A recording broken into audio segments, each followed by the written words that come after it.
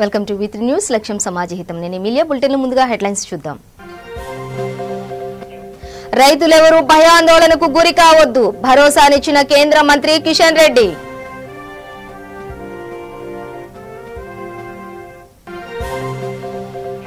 గుంటూరులో నూతన ప్రభుత్వ ఆసుపత్రి నిర్మాణం, పనులను పరిశీలించిన మంత్రి శ్రీరంగనాథరాజు.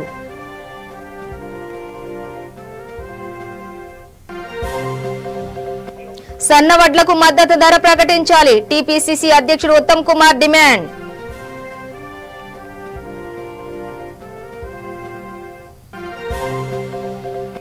ఏలూరులో మంత్రి ఆళ్ల నాని పర్యటన, ప్రజా సమస్యలపై అధికారులకు ఆదేశాలు జారీ.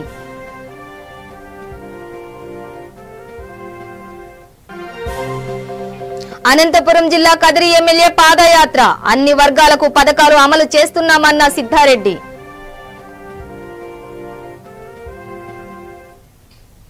ఇక డీటెయిల్స్ చూస్తే రాష్ట్రంలో వరి సన్నాలకు ప్రభుత్వం కనీస మద్దతు ధరకు అదనంగా బోనస్ ఇచ్చి రైతుల నుంచి కొనుగోలు చేయాలని కేంద్ర హోంశాఖ సహాయ మంత్రి కిషన్ రెడ్డి అన్నారు. హైదరాబాద్ కవాడిగూడలో ఎస్ఎఫ్ఐ, సిపిఐ మార్కెటింగ్ శాఖ అధికారులతో కిషన్ రెడ్డి సమీక్షించారు.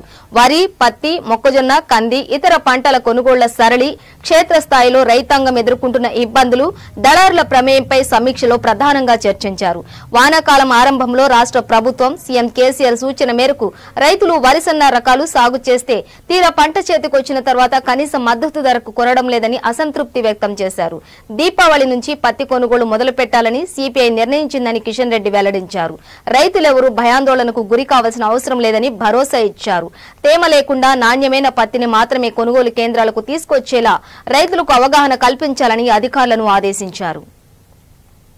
రాష్ట్ర ప్రభుత్వం తెలంగాణ రైతులను మీరు సన్న రకాలే వేయాలి, హాస్టళ్లలో ఇతర అనేక కేంద్రాలలో మేము సన్న బియ్యం ఇస్తున్నాం కాబట్టి సన్న రకాల ధాన్యము ఉత్పత్తి చేయాలని రాష్ట్ర ప్రభుత్వం ఆ రోజు రైతులపైన ఒత్తిడి తేవడం జరిగింది. మీరు సన్న రకాలు వేయకపోతే రైతు బంధు కూడా ఇవ్వమనేటువంటి విధంగా అర్థం వచ్చే విధంగా ప్రజలను రైతులను చైతన్యం చేశారు. ఆ ధాన్యం మార్కెట్ తీసుకొస్తే కొనే పరిస్థితి లేదు.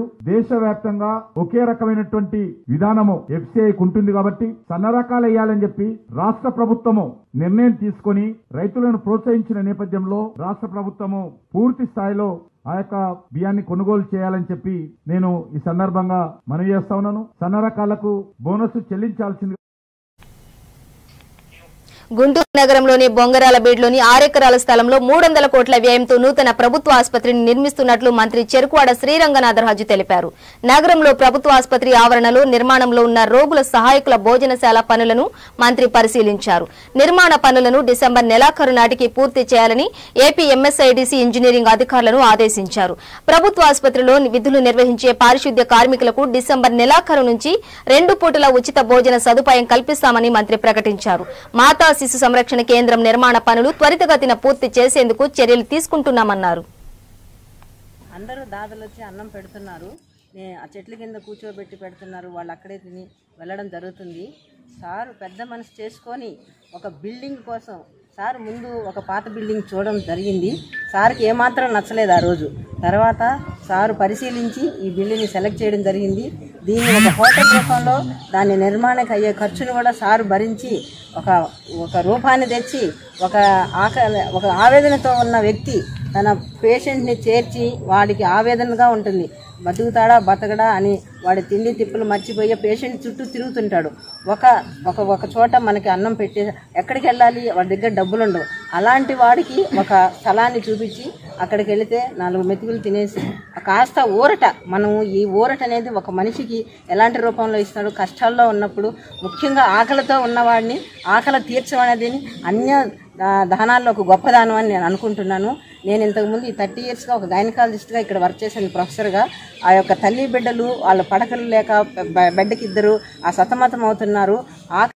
పెద్దలు ఇన్ఛార్జ్ మినిస్టర్ వాళ్ళు శ్రీరంగనాథరాజు గారు మరి ఈ రాష్ట్రంలోనే అత్యంత ప్రాముఖ్యత సంతరించుకున్న గవర్నమెంట్ జనరల్ హాస్పిటల్ గుంటూరు ఎన్నో సంవత్సరాలుగా ఎంతోమంది పేదలకి ఎంతో ఉన్నతమైన వైద్యం అందించిన హాస్పిటల్ ఇది. మరి ఇలాంటి హాస్పిటల్లో ఇంకా మెరుగైన సౌకర్యాలు కావాలి ఇవ్వాలనే ఉద్దేశంలో మరి డైలీ చూస్తే 4,000 మందికి సుమారుగా ఇక్కడ భోజనం అవసరం పడుతుంది. ఇన్ పేషెంట్స్కి వచ్చే అటెండర్స్కి ఇక్కడ 4000 మందికి భోజనాలు అవసరం పడతాయి. మరి దాన్ని దృష్టిలో ఉంచుకొని మరి NGOs కట్టిన మరి విశ్రాంతి హాల్ని వాళ్ళ రిక్వెస్ట్ మేరకు 2 పూట్ల ఈ హాస్పిటల్లో ఉన్న ఇన్పేషెంట్ తాలూకు అటెండెంట్లకి, అలాగే ఈ హాస్పిటల్లో నిత్యం ఈ బాత్రూములు కానీ స్కావెంజర్స్కి ఎంతమంది అయితే స్కావెంజర్స్ ఉన్నారో స్కావెంజర్స్కి కూడా, ఎందుకంటే పొద్దుట ఎప్పుడు వాళ్ళు 5 గంటల నుంచి 6 గంటలకు వచ్చి ఇక్కడ సర్వీస్ చేస్తూ ఉంటారు కాబట్టి ఆ స్కావెంజర్స్కి కూడా భోజనం పెట్టాలని మేమందరం ఇటు గౌరవ శాసనసభ్యులు ముస్తాఫా గారు, గిరి గారు, మీ ముగ్గురు ఆలోచన చేసి కోవిడ్ వచ్చినప్పుడే దీన్ని స్టార్ట్ అనుకున్న పరిస్థితుల్లో ఆ రోజు కూడా మేము ఫిబ్రవరి నెలలోనూ వచ్చి దీన్ని ఇన్స్పెక్ట్ చేయడం జరిగింది.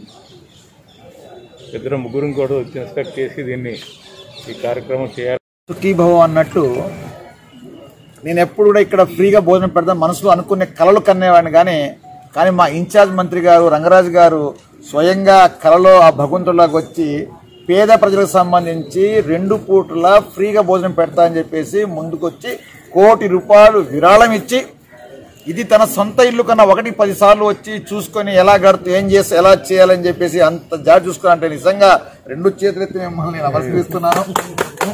అదేవిధంగా ఈ రోజు రాష్ట్రంలో మన ముఖ్యమంత్రి జగన్మోహన్ రెడ్డి గారు కూడా మరి 10 పేదవాడు కూడా చక్కగా ఉండాలి, బాగుండాలి, వాళ్ళని జీవితాన్ని బాగు చేయని ఉద్దేశంతో ఆయన చేస్తున్న కృషి కూడా ఈ రోజు చాలా మంది అభినందన తెలియజేస్తున్నారు. అయ్యా మినిస్టర్ గారు, ఇంకొకటి సమస్య ఉంది నాకు. దేశంలో పంటల బీమా అమలు కాని ఏకైక రాష్ట్రం తెలంగాణ అని టీపీసీసీ అధ్యక్షుడు ఉత్తమ్ కుమార్ రెడ్డి అన్నారు. ఇది రాష్ట్ర ప్రభుత్వ అసమర్థత, చేతగానితనానికి నిదర్శనమని విమర్శించారు. నల్గొండ కలెక్టర్ పీజే పాటిల్కు ఆయన వినతి పత్రం అందజేశారు.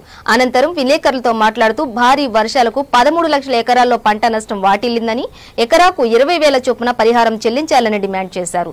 సన్న రకాలను 2,500కు కొనుగోలు చేయాలని, వర్షాలకు రంగుమారిన పత్తికి క్వింటాకు 5,800 చెల్లించాలని కోరారు.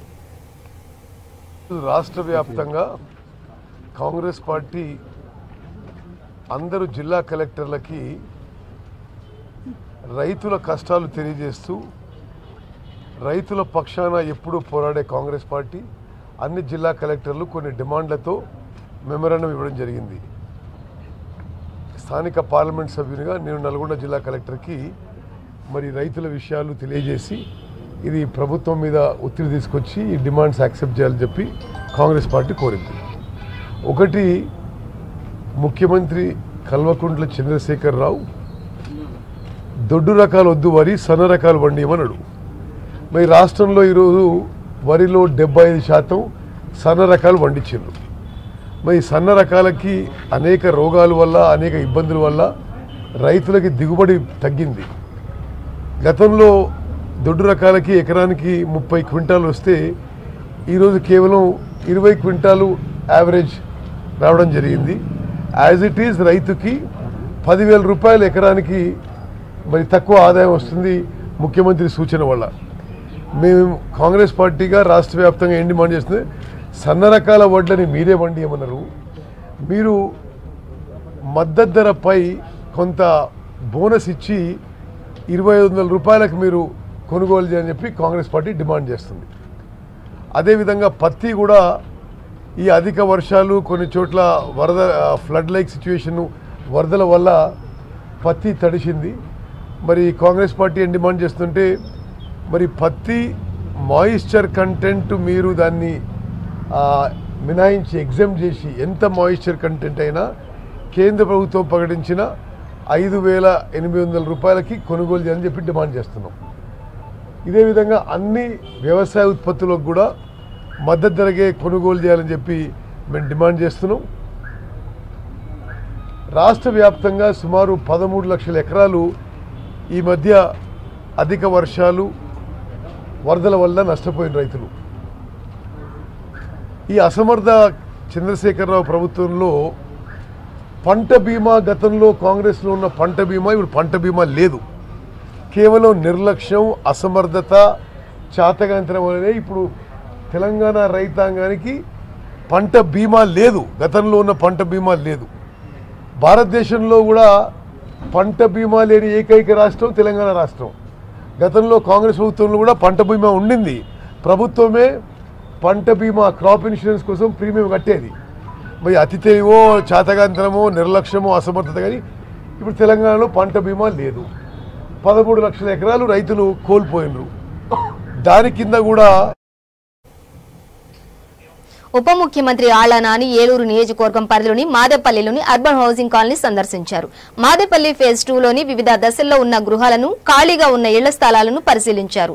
నివాసం ఉంటున్న కొంతమంది లబ్ధిదారులతో మంత్రి మాట్లాడగా వర్షాలకు అనేక ఇబ్బందులు పడుతున్నామని, సరైన సౌకర్యాలు కల్పించాలని లబ్ధిదారులు వేడుకున్నారు. కాలనీలో రోడ్లు, డ్రైన్లు, వాటర్ ట్యాంక్ వంటి అన్ని సౌకర్యాలు కల్పించాలని అధికారులను ఆదేశించారు. అర్హులైన లబ్ధిదారులకు ఖాళీగా ఉన్న స్థలాలను వెంటనే కేటాయించి వారికి మేలు చేకూర్చారు చెప్పారు. ఎన్ని ఇబ్బందులు వచ్చినా, తెలుగుదేశం నాయకులు ఎంత అడ్డుపడినా, చంద్రబాబు నాయుడు గారు ఎన్ని కుట్రలను చేసినా కూడా మరి ఇళ్ల స్థలాలకు సంబంధించి పేద ప్రజలకు ఇచ్చేటువంటి కార్యక్రమం, ఉచితంగా ఇళ్లు నిర్మించి ఇచ్చేటువంటి కార్యక్రమం, ఇవన్నీ కూడా ఖచ్చితంగా ఒక మహాయజ్ఞంలా మరి గౌరవ ముఖ్యమంత్రి గారు జగన్మోహన్ రెడ్డి గారు చేస్తూ ఉన్నారు.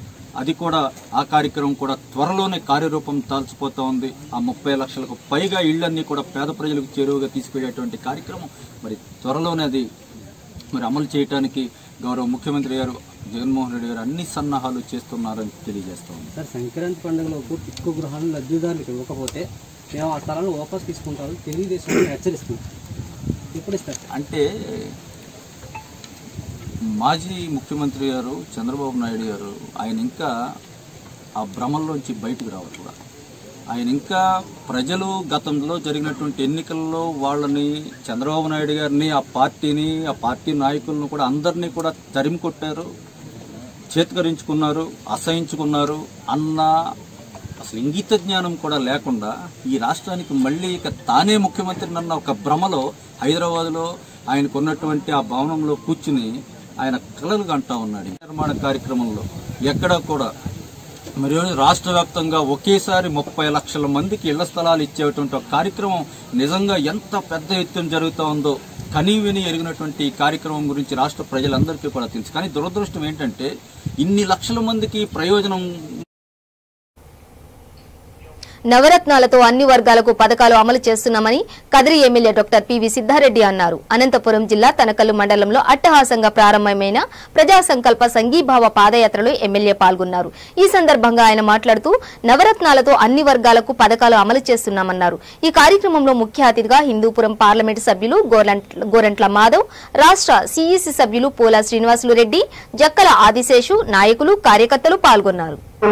10 నుంచి 15,000 రూపాయలు ఇప్పటికే వాళ్ళ అకౌంట్లలో వేశాం. తొందరలో మరో బ్రహ్మాండమైనటువంటి వాగ్దానం చేశాడు ఆయన చంద్రబాబు ఎన్నికల ముందు.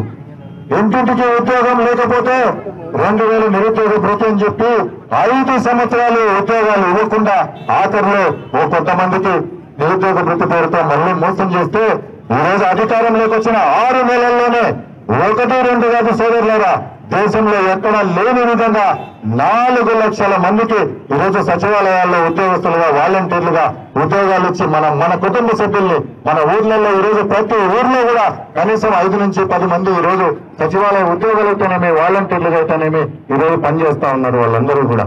మరి ఎన్నో చెప్పిన ప్రతి కార్యక్రమం కూడా ఈరోజు 30 లక్షల మందికి ఇల్లు ఇచ్చే కార్యక్రమం, ప్రతి పేదవాడికి కూడా ఇల్లు ఇచ్చే కార్యక్రమం, పెన్షన్ ఇచ్చే కార్యక్రమం, రైస్ కార్డు ఇచ్చే కార్యక్రమం, 1000 రూపాయలు దాటిన ప్రతి ఒక్కరికి కూడా ఆరోగ్యశ్రీ లబ్ధి, అమ్మఒడి కార్యక్రమం, ప్రతి పేదవాడికి కూడా చదువుకోవడానికి కావాల్సిన ఫీజు రీయింబర్స్మెంట్ అయితేనేమి, స్కాలర్షిప్లు అయితేనేమి ఇవన్నీ ఇస్తా ఉన్నాం. ఇవన్నీ కూడా కేవలం సంవత్సరం కాలంలోనే గౌరవ ముఖ్యమంత్రి గారు చేయగలిగారు. మరి ఈరోజు కదిరి నియోజకవర్గం కూడా ఆయన చేసినటువంటి పాదయాత్ర మన నియోజకవర్గంలో 5 రోజుల పాటు మనందరం కూడా ఆయన వెంట నడిచినాం. బ్రహ్మరథం పట్టాం. ఆయనకు చరిత్రలో ఎన్నడూ లేని విధంగా కదిరిలో ఆయన పాదయాత్ర. మరి పాదయాత్ర పొడుగున కదిరి సమస్యలన్నీ కూడా ఆయనకు వివరంగా చెప్పాం. మరి చెప్పినటువంటి ప్రతి సమస్యను కూడా ఈ రోజు ఆయన దగ్గరుండి మరీ పరిష్కారం చూపిస్తా ఉన్నారు. అన్నా మాకు బైపాస్ రోడ్డు కావాలి అంటే సంవత్సరం తిరగకుండానే ఈ రోజు పనులు ప్రారంభమవుతా ఉన్నాయి. అదేవిధంగా అంగీకారం గురించి అడిగాం. అన్నా కుప్పానికి నీళ్లు తీసుకుపోతా ఉన్నారు చంద్రబాబు, మా నియోజకవర్గాన్ని ఎండగట్టే సంవత్సరం ఒక చుక్క కూడా వాడుకోకుండా పోలీసుల్ని దగ్గర పెట్టి నీళ్లన్నీ కుప్పానికి తరలించిపోయినాడని చెప్తే, మరి ఈ సంవత్సరం మన అధికారంలోకి వచ్చిన రోజు నుంచే ఈ రోజు కాలువలో చుట్టుపక్కల ఉన్న ప్రతి చెరువులను కూడా ముందు సంవత్సరం నింపాం. కొత్తవారిపల్లి చెరువు దగ్గర నుంచి మొదలుపెట్టి గోళ్ళవారిపల్లి చెరువు, చీకటమానిపల్లి చెరువు, బుద్ధపల్లి చెరువులు, అన్ని చెరువులు కూడా ముందు సంవత్సరం నీళ్లు ఇచ్చాం. మళ్ళీ ఈ సంవత్సరం మొదలు పెట్టాం. ఈ రోజు కాలంలోకి నీళ్లు వచ్చినాయి. వచ్చే 2-3 మాసాల్లో ప్రతి చెరువును కూడా మళ్లీ నింపే కార్యక్రమం చేస్తామని మీకు అందరికీ కూడా సవినయంగా మనవి చేసుకుంటా ఉన్నా. అంతేకాదు మండల ప్రజల చిరకాల కోరిక ఈరోజు సీజీ ప్రాజెక్టుకు నీళ్లులోకి ఎండిపోయే ప్రాజెక్టుని మీ అందరూ సహాయకూర్చంతో, మీ అందరి ఆశీర్వాదంతో ఈరోజు దానికి భూమి పూజ కూడా చేసే కార్యక్రమం జరుగుతుంది. ఈ సంవత్సరంలోనే సీజీ ప్రాజెక్టు కూడా నీళ్లు ఇచ్చే కార్యక్రమం కూడా చేస్తామని చెప్పి అందరికీ సవినయంగా మనవి చేసుకుంటా ఉన్నా. అంతేకాదు సోదరు అభివృద్ధి అంటే ఏంటో కేవలం ఈ సంవత్సరంలోనే చూపించాం. మనం 13 సచివాలయాలు, రైతు భరోసా కేంద్రాలు, వెల్నెస్ సెంటర్లన్నీ కూడా నిర్మాణాలు జరుగుతూ ఉన్నాయి. ఎన్నో కుగ్రామాలకన్నిటికీ కూడా రోడ్లేసే కార్యక్రమాలు జరుగుతూ ఉన్నాయి. ఆసుపత్రులు అభివృద్ధి జరుగుతూ ఉన్నాయి. స్కూళ్ళన్నీ నాడు నేడు కార్యక్రమం ద్వారా అభివృద్ధి జరుగుతూ ఉన్నాయి. ఇవన్నీ కూడా వచ్చే సంవత్సరం రోజుల్లో పూర్తి చేస్తాం. మరి ఈరోజు గౌరవ ముఖ్యమంత్రి గారు ఎమ్మెల్యేలందరినీ కూడా మళ్ళీ పొండి, ప్రజల్లోకి పొండి ఈ సంవత్సరంలో మనం చేసినవన్నీ కూడా కరెక్ట్ గా చేసామా లేదా, ఇంకా చేయాల్సిన కార్యక్రమాలు ఏమున్నాయి అని చెప్పి మీ అందరి సలహాలు, సూచనలు. రైతులు పండించిన సన్న రకం వడ్లకు కనీస మద్దతు ధర ఇవ్వాలని డిమాండ్ చేస్తూ వరంగల్ జిల్లా హన్మకొండ ఏకశిలా పార్క్ వద్ద రైతు ధర్నా కార్యక్రమం నిర్వహించారు. కేంద్ర ప్రభుత్వం తీసుకొచ్చిన 3 వ్యవసాయ బిల్లులను ఉపసంహరించుకోవాలని వారు కోరారు. ఈ కార్యక్రమంలో కాంగ్రెస్ పార్టీ సీనియర్ నాయకుడు వి హనుమంతరావు, పార్టీ కార్యకర్తలు, పార్టీ శ్రేణులు అధిక సంఖ్యలో పాల్గొన్నారు. టీఆర్ఎస్ ప్రభుత్వం రైతు వ్యతిరేక విధానాలను అవలంబిస్తుందని హనుమంతరావు ఆగ్రహం వ్యక్తం చేశారు. అనంతరం కలెక్టర్ కు వినతి పత్రం ఇచ్చేందుకు కాలినడకన బయలుదేరిన కాంగ్రెస్ పార్టీ నాయకులను పోలీసులు అరెస్టు చేశారు.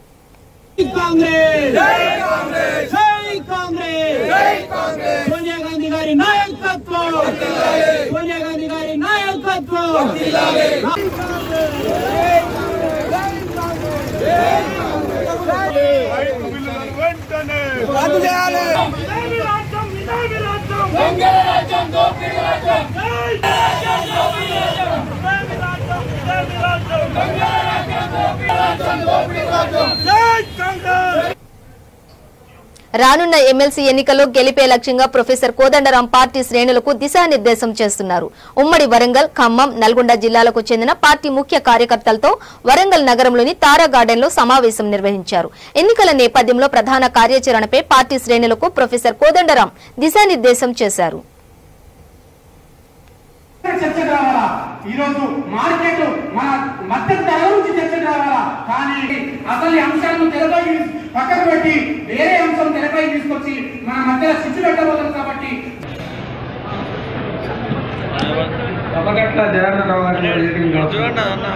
జనార్దన్ గారు 5 నిమిషాల్లో ఉంటుంది.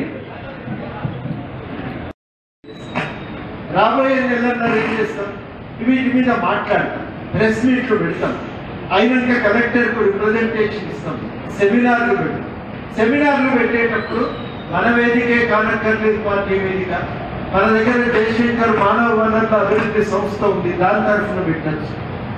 లేదు గ్రాడ్యుయేట్ ఫోరం తరఫునే పెడతాము, మానవ వనరుల అభివృద్ధి సంస్థతో పాటు వాళ్ళని జోడించుకుంటాం, పెట్టండి. ఏదైతే ఉంది కానీ మనతో కలిసి వచ్చే అన్ని సంఘాల, పార్టీల నాయకుల ప్రతినిధులందరూ ఆ సమావేశంలో ఉండాలి. ఈ సంక్షోభం గురించి వాళ్ళకి అవగాహన కలగాలి.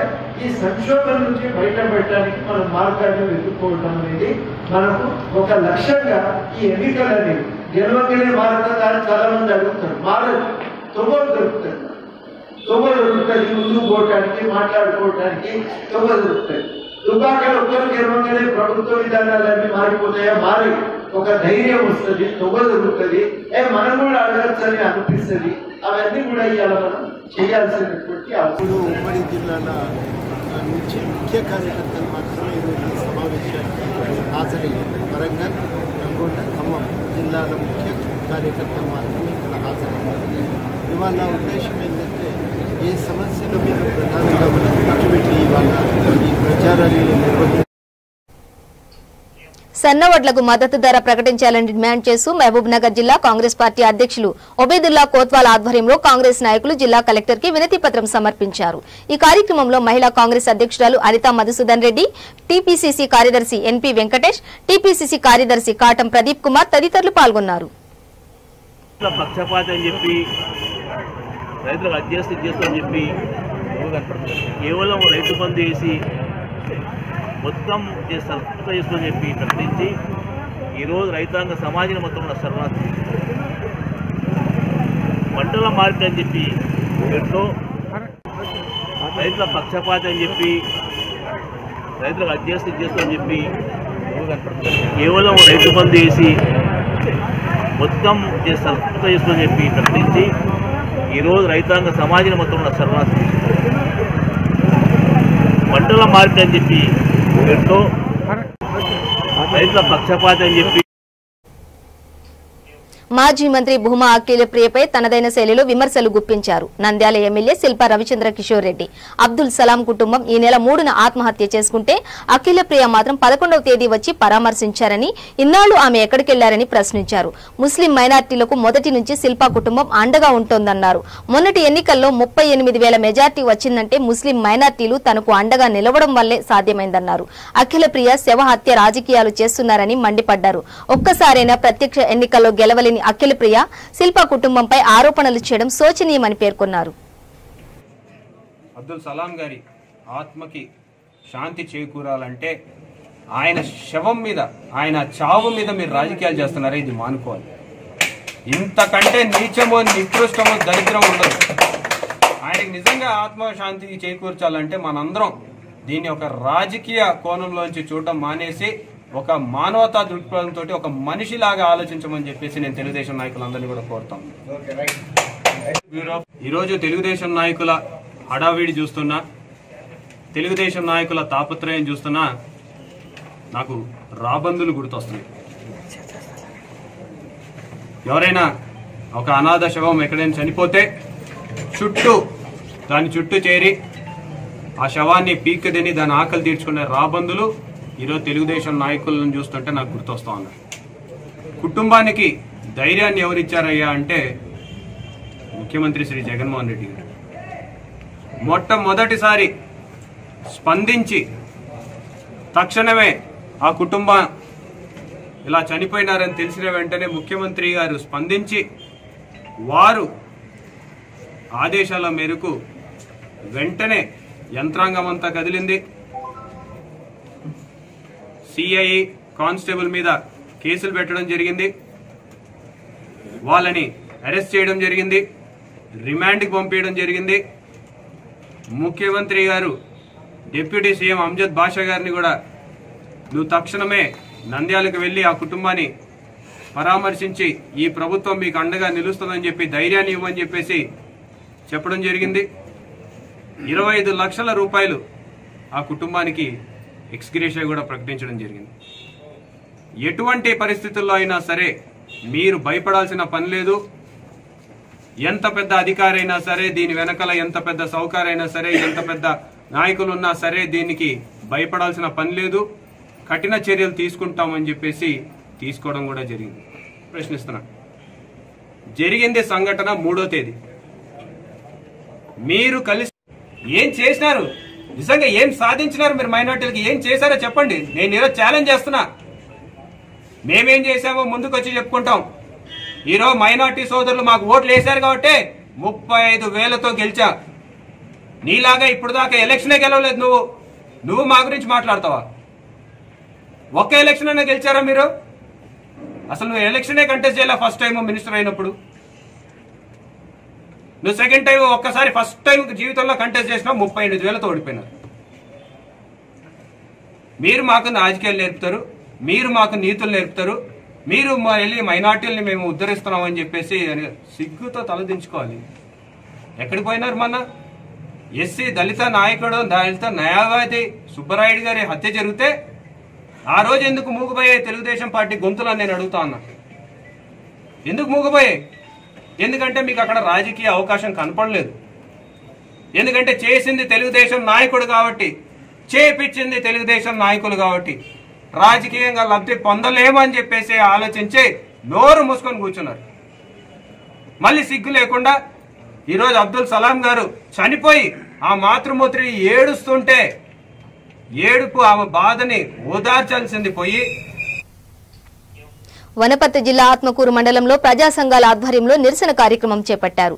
అమరచింత శివార్లో హత్యకు గురైన దళిత యువతి శ్వేత హంతకులను వెంటనే అరెస్టు చేసి కఠినంగా శిక్షించాలని డిమాండ్ చేస్తూ ఆందోళన వ్యక్తం చేశారు.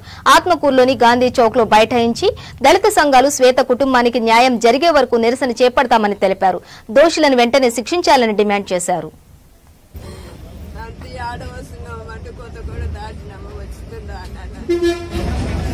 అన్నాక వచ్చినాక నేను కొత్త వచ్చినాక భోజనం చేస్తామా అన్నది. ఇంకా అన్ని మాట్లాడింది. మళ్ళీ అన్నను పంపించమా బండి ఇచ్చి అని చెప్పింది.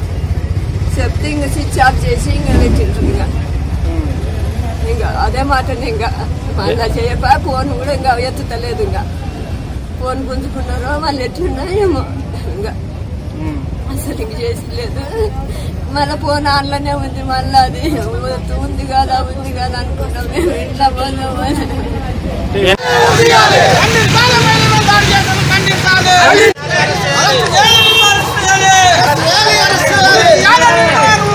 కుటుంబానికి న్యాయం జరిగే వరకు పోరాడతాం.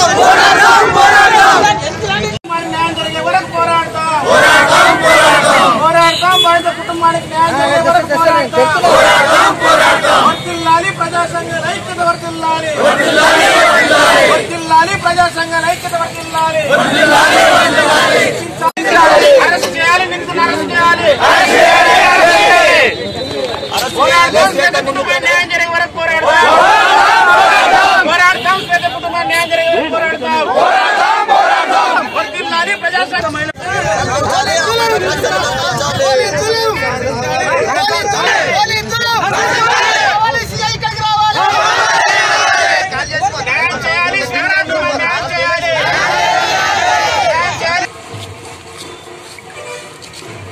దోషులను వెంటనే పోరాడతాం. కుటుంబానికి న్యాయం జరిగే వరకు పోరాడతాం. అమ్మాయిని మరియు కామంతో కళ్ళు మూసుకున్నటువంటి ఒక యువకుడు ప్రేమ పేరుతో మాయమాటలు చెప్పి ఆమెను లొంగ తీసుకొని మరి శారీరకంగా అనుభవించేది కాకుండా అతి కిరాతంగా హత్య చేసినాన్ని మా ప్రజా సంఘాలు మరి అంబేద్కర్ జాతర కమిటీ, ఎంఆర్పిఎస్ మరియు అన్ని కుల సంఘాలు కూడా దీనికి ప్రజా సంఘాలన్నీ కూడా వ్యతిరేకిస్తూ ఉన్నాయి. ఏదైతే నిందితులను శిక్షించాలని చెప్పి అదేవిధంగా షాద్నగర్ దగ్గర ఏదైతే దిశను అత్యాచారం చేసినప్పుడు ఈ యొక్క రాష్ట్రం మొత్తం కూడా ఉలికిపడి మరి ప్రతి మహిళలు ప్రతి సంఘాలు కూడా ఆ రోజు ఖండించినాయి. అదే ఖండనతోన మరి ప్రభుత్వం ఎన్కౌంటర్ చేసింది కాబట్టి ఈ రోజు కూడా ఏదైతే దళిత మహిళకు అత్యాచారం జరిగిందో మరి చంపేసినరో వారిని కూడా ఎన్కౌంటర్ చేయాలని చెప్పి మేము ప్రజా సంఘాలు డిమాండ్ చేస్తాము. అత్యాచారాలు జరుగుతూ ఉన్నామంటే ప్రభుత్వం ఇంకో అలసత్వం ఒకటి ఉంది. ఇంతకుముందు దేశంలో ప్రతి 5 నిమిషాలకు ఒక అత్యాచారం జరుగుతూ ఉంది. అయినా ఈ ప్రభుత్వాలు నిమ్మకు నీరెత్తినట్టు పట్టించుకోవడం లేదు. ముఖ్యంగా ఈ మహిళలంటే అభద్రతాభావం నెలకొంది. మహాత్మా గాంధీ చెప్పిండు, అర్ధరాత్రి ఏ రోజైతే మహిళ నిస్వార్థంగా తిరగలిగిన రోజే ఈ దేశానికి స్వాతంత్రం వచ్చిందని చెప్పింది. కానీ ఇప్పటికి కూడా ఆడవాళ్ళు పగలపూట కూడా నిలవలేని పరిస్థితి ఈ రోజు దేశంలో దాపురించిందంటే ఈ దేశాన్ని నిజంగా స్వాతంత్రం. ముఖ్యమంత్రి కేసీఆర్ నమ్మి రైతులు మోసపోయారని టీడీపీ కరీంనగర్ అధ్యక్షుడు వంచ శ్రీనివాసరెడ్డి విమర్శించారు. కేసీఆర్ ఆదేశాల మేరకు సన్న రకం వరి సాగు చేసి రైతులు తీవ్రంగా నష్టపోయారని పేర్కొన్నారు. రాష్ట్ర ప్రభుత్వం ఎలాంటి ఆంక్షలు లేకుండా రైతులు పండించిన సన్న రకం వరి ధాన్యానికి 2,500 రూపాయల ధర నిర్ణయించాలని డిమాండ్ చేశారు. అదేవిధంగా అకాల వర్షానికి నష్టపోయిన రైతులకు 30,000 రూపాయల పరిహారం చెల్లించాలని కోరారు. తెలంగాణ సోనా మసూరి అనే దానికి పంట రాని పరిస్థితుల్లో ఇలా ఉంది. ఇలా అగ్రికల్చర్ డిపార్ట్మెంట్ లో సైంటిస్టులు రీసెర్చ్ వాళ్ళు అందరూ కూడా ఈ తెలంగాణ సోనా మనకి అనుకూలంగా లేదు అని చెప్పేసి కూడా తెలియజేయడం జరిగింది. కానీ మీరు ఎక్కడ కూడా ఒక ప్రకటన చేయకుండా ఫామ్ హౌస్ లో వండుకొని ఇలా రైతులని మోసం చేసుకుంటూ నువ్వు దుబ్బాక గెలుస్తా అని చెప్పేసి తిరిగినావు. దుబ్బాకలో నీకు తగిన శాస్తి చెప్పడం జరిగింది రైతులందరూ కూడా.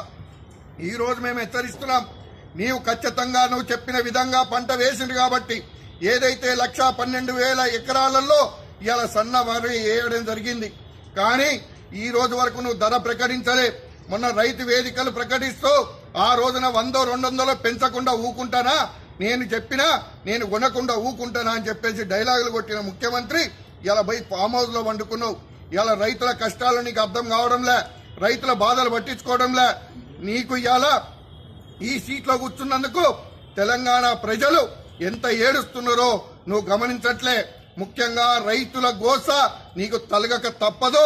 ఎందుకంటే రైతులు నిన్ను నమ్మి బాగా చేస్తావు నువ్వు అని చెప్పేసి నీకు ఓట్లేస్తే ఇవాళ రైతులని నిట్ట నిలువున ముంచిన ఏకైక తెలంగాణ ముఖ్యమంత్రి అంటే నువ్వే అని చెప్పక తప్పదు. ఎందుకంటే నీవు ఈ రోజు ఏదైతే ప్రకటన చేయకపోతే మాత్రం ఖచ్చితంగా నీకు ఎన్ని దాడులు జరిగినా నీ ఎమ్మెల్యేలు ఏ ఊర్లో కూడా తిరగలేని పరిస్థితి రైతాంగం తీసుకొస్తుంది. బులెటిన్ ముగించే ముందు హెడ్లైన్స్ మరోసారి. రైతులెవరూ భయాందోళనకు గురి కావద్దు, భరోసానిచ్చిన కేంద్ర మంత్రి కిషన్ రెడ్డి.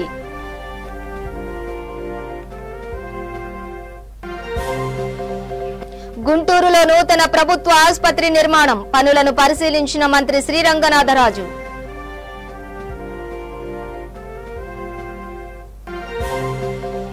సన్నవడ్లకు మద్దతు ధర ప్రకటించాలి, టీపీసీసీ అధ్యక్షుడు ఉత్తమ్ కుమార్ రెడ్డి డిమాండ్.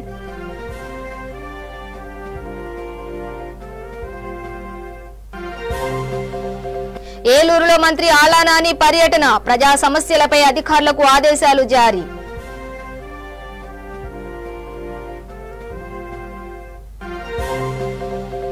అనంతపురం జిల్లా కదిరి ఎమ్మెల్యే పాదయాత్ర, అన్ని వర్గాలకు పథకాలు అమలు చేస్తున్నామన్న సిద్ధారెడ్డి.